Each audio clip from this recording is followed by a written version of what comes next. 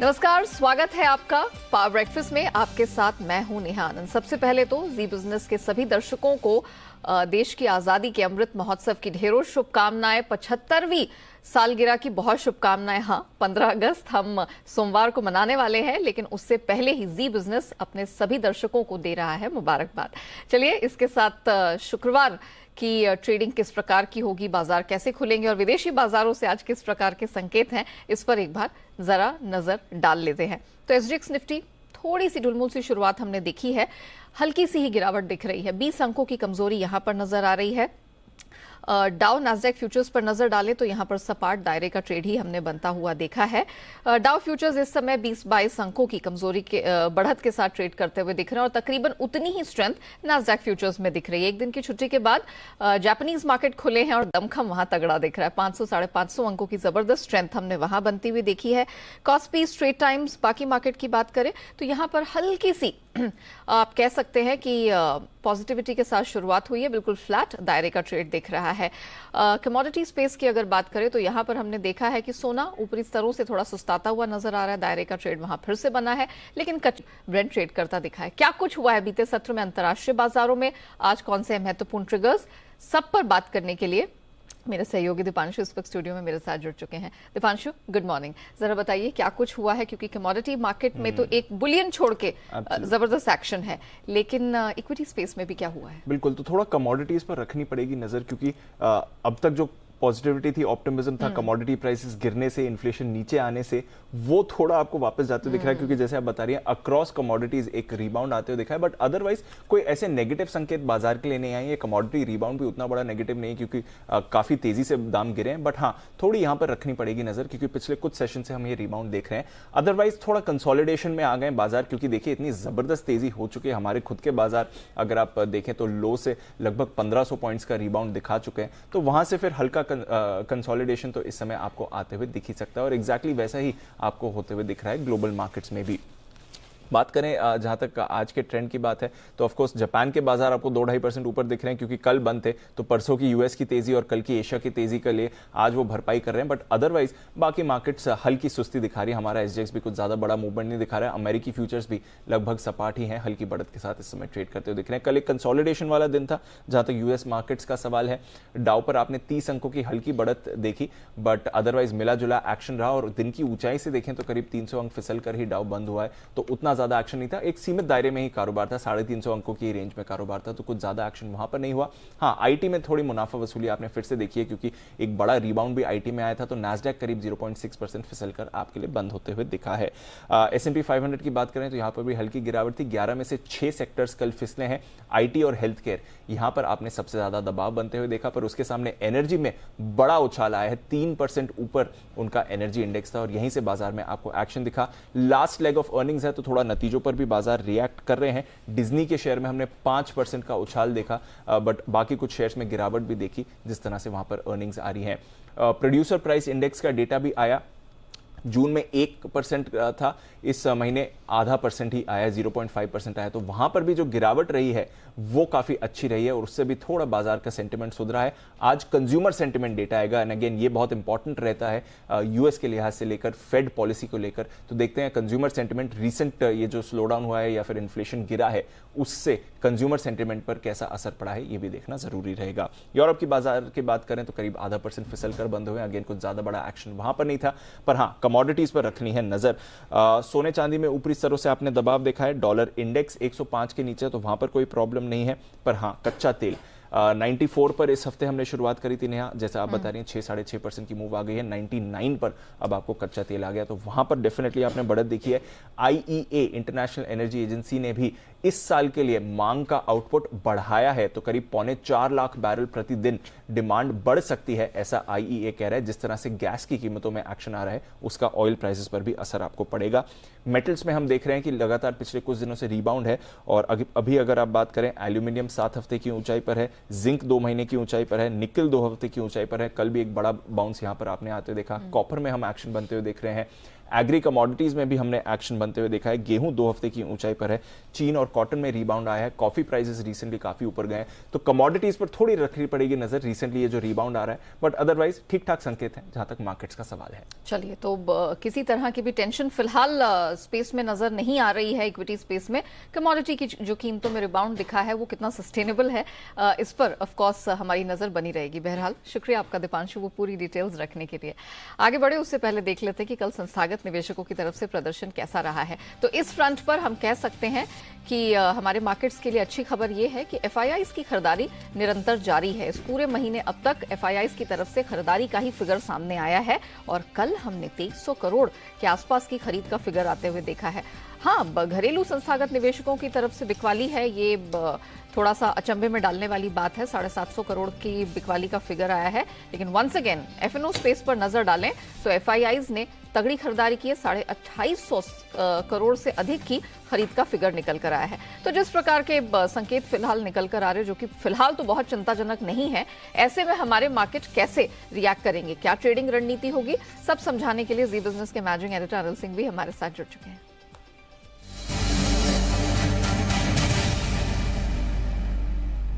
Anil sir, good morning.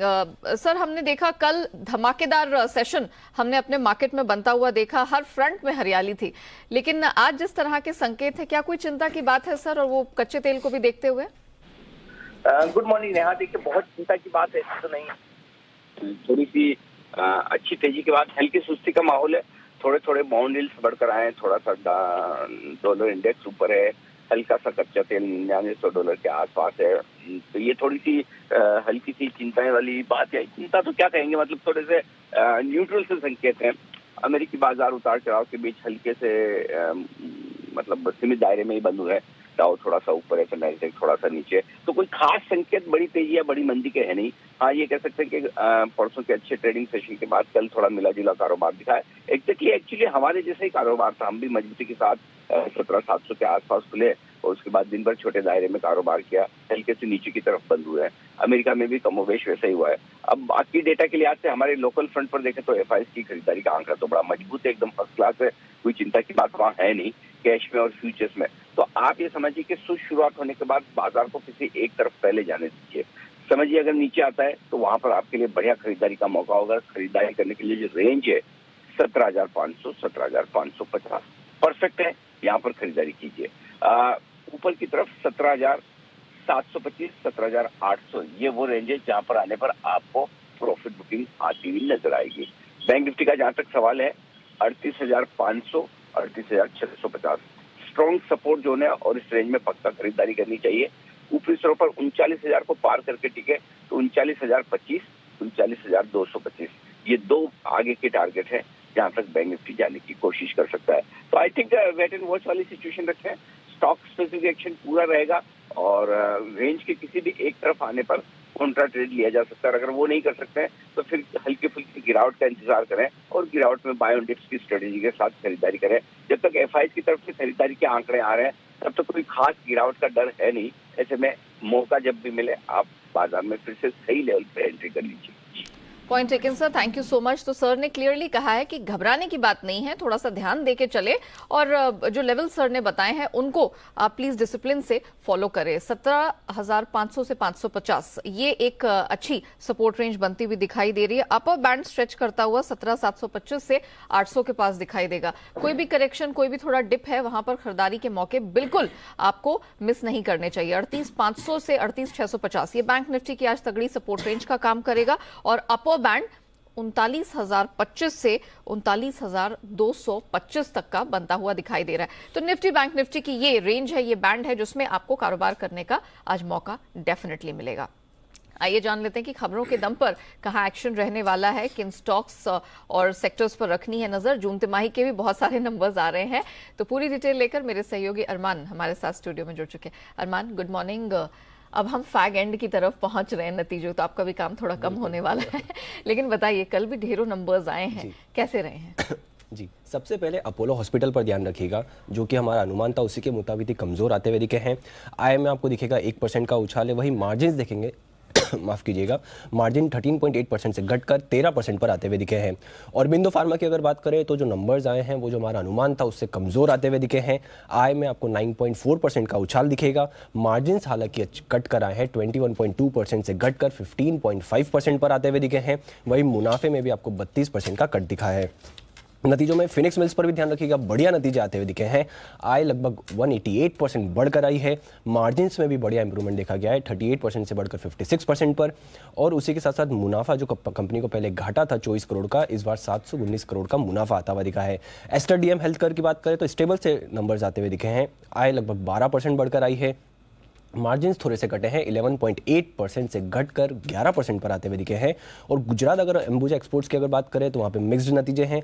आय तो हालांकि 24% बढ़ी है, पर आप मार्जिन्स में आपको कट दिखेगा, 16.4% से कट कर 13.1%। और गार्डन रिच शिप बिल्डर्स की अगर आप बात करेंगे तो बढ़िया नतीजे आते हुए दिखे हैं। आय में आपको 90% का उछाल दिखेगा। मार्जिन 0.64% से बढ़कर 5.7% पर आते हुए दिखे हैं। और अंत में अगर केएसबी के नतीजे अगर आप देखेंगे तो केएसबी के नतीजे भी बढ़िया आते हुए दिखे हैं। आय लगभग 48% बढ़कर आई है और मार्जिन्स पे भी थोड़ा इंप्रूवमेंट देखा गया है, 13% से बढ़कर 13.6%। और मुनाफे की अगर बात करेंगे तो मुनाफा में भी 74% का आपको उछाल देखा गया है। चलिए, तो ये वो कंपनियां हैं जिन्होंने कल अपने तिमाही नतीजे जारी किए हैं। बहुत से नंबर्स ऐसे भी रहे हैं जिन्होंने निराश किया है, लेकिन कुछ ऐसे भी नंबर्स रहे हैं जो हमारे अनुमान के मुताबिक रहे हैं।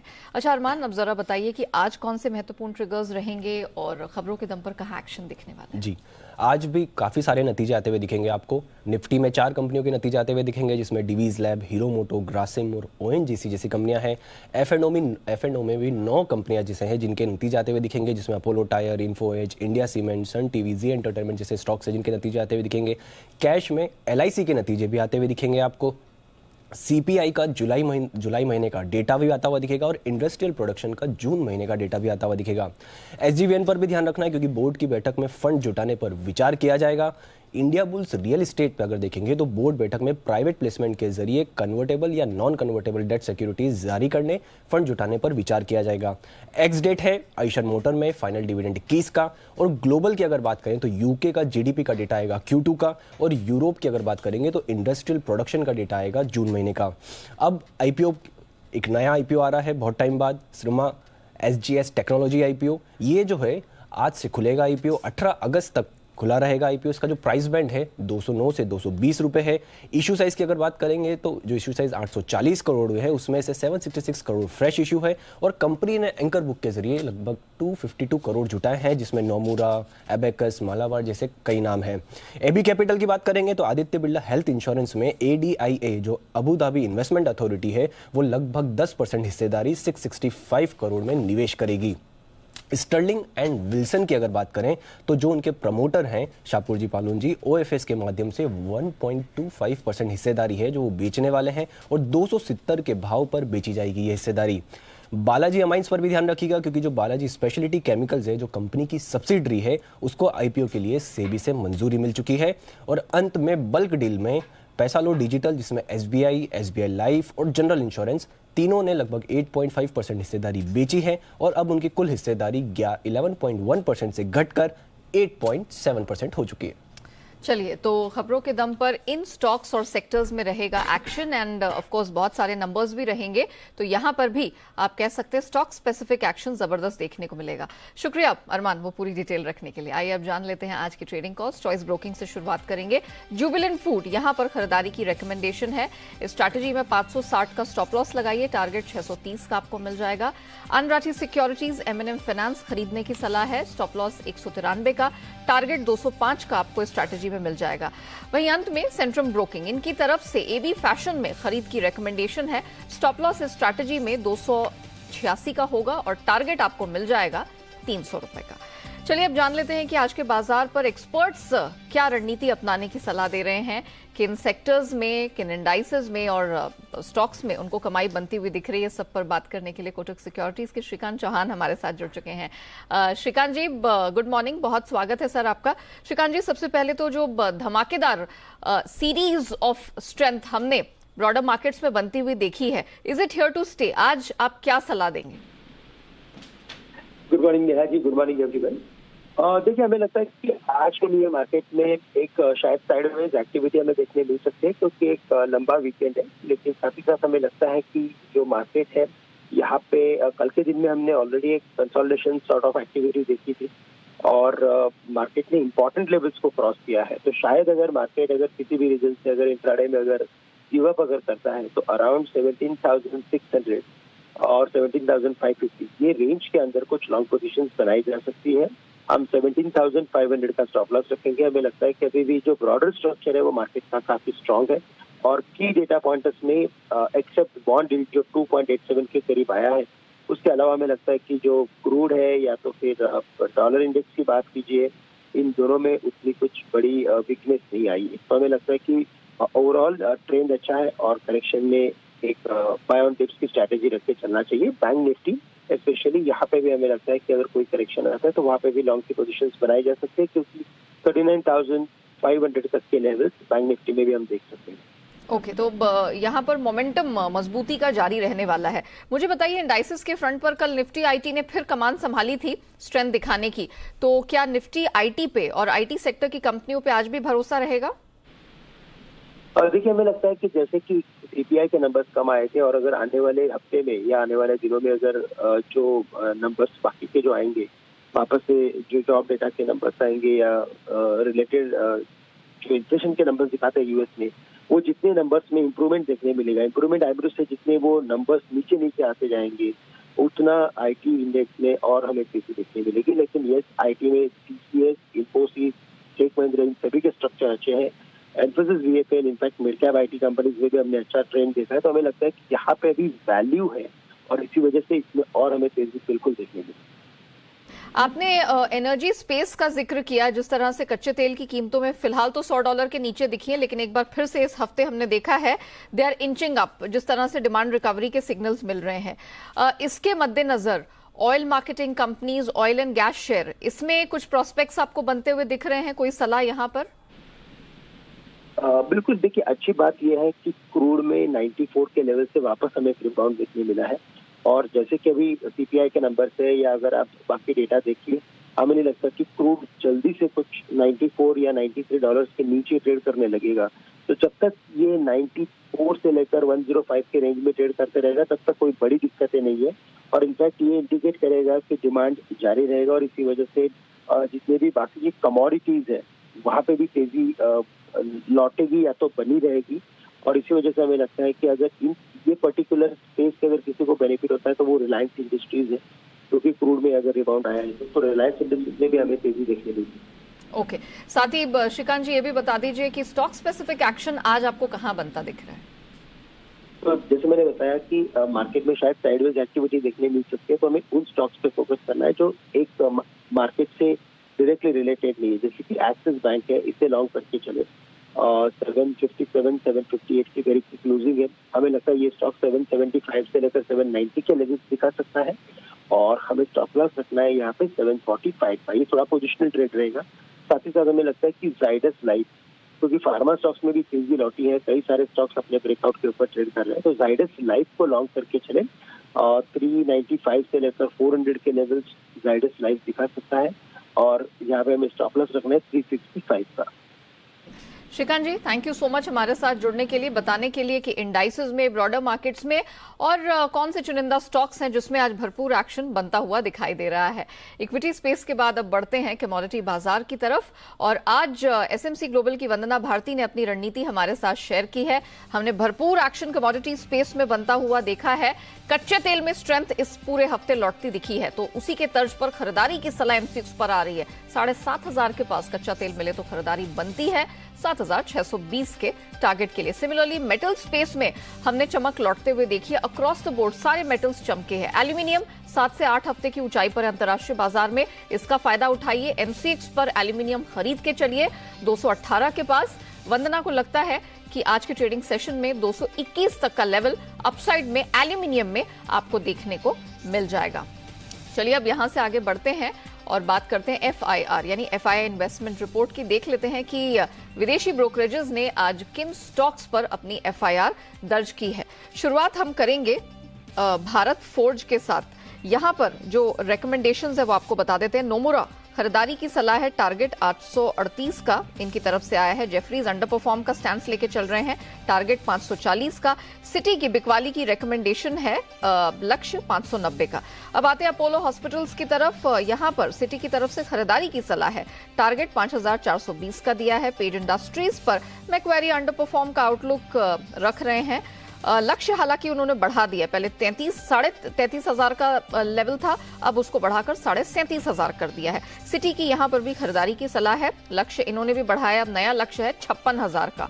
और जेफरीज अंत में इन्होंने ट्रेंड पर होल्ड करने की सलाह दी है, टारगेट भी बढ़ाया है, पहले 1150 था, अब उसे बढ़ाकर 1300 कर दिया है।